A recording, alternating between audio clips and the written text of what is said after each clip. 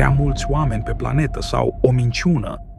Tot mai des apare aceeași întrebare. Suntem prea mulți pe Pământ? Ni se spune că planeta este la limită, că resursele nu mai ajung și că am trecut deja un prag pe care nu îl mai putem controla. Dar hai să vedem cu adevărat, în 3 capitole, dacă este așa sau nu. Capitolul 1.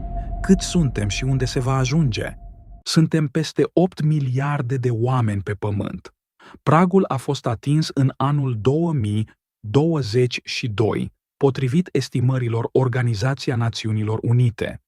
Este cel mai mare număr din istoria umanității. Creșterea nu este uniformă. Țări precum Japonia și mai multe state europene se confruntă cu scăderi demografice și populații îmbătrânite, în timp ce în Africa subsahariană ritmul rămâne ridicat. Conform proiecțiilor Organizația Națiunilor Unite, populația globală ar putea ajunge la aproximativ 10 miliarde în a doua jumătate a acestui secol, după care creșterea ar putea încetini sau chiar stabiliza. Ideea că suntem prea mulți nu este nouă. În secolul al XVIII-lea, Thomas Malthus avertiza că populația va depăși producția de hrană. Revoluția industrială și progresele agricole au schimbat acea ecuație.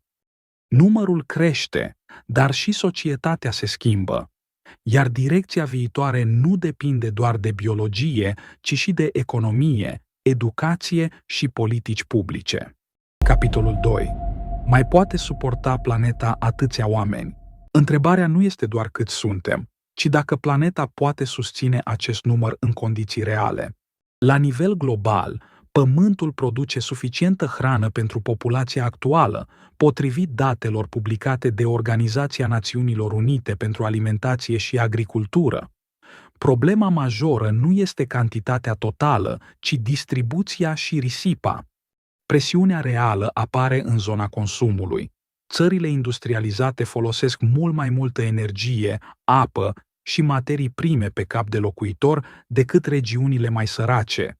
Impactul nu este determinat doar de număr, ci de stilul de viață. Conform rapoartelor Global Footprint Network, omenirea consumă anual mai multe resurse decât poate regenera planeta într-un an.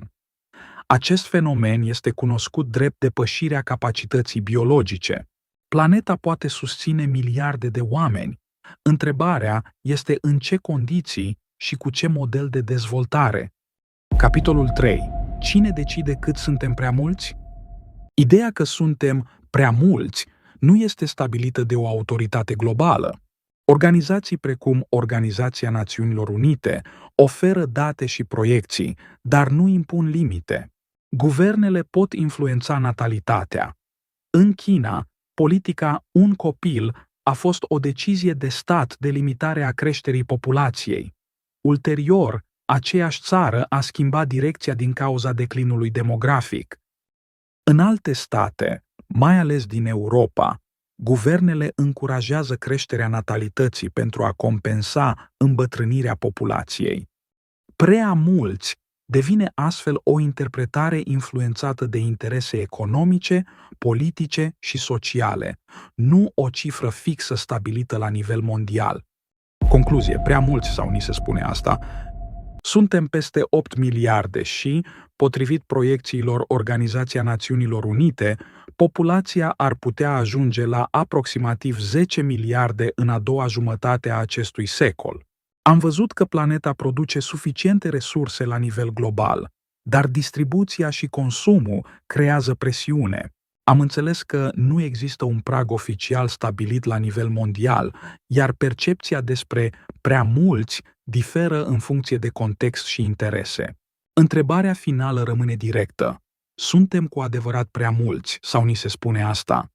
Ce poveste ați dori să descoperim data viitoare? Dați like, abonați-vă și spuneți-le și prietenilor despre Povești cu Secrete.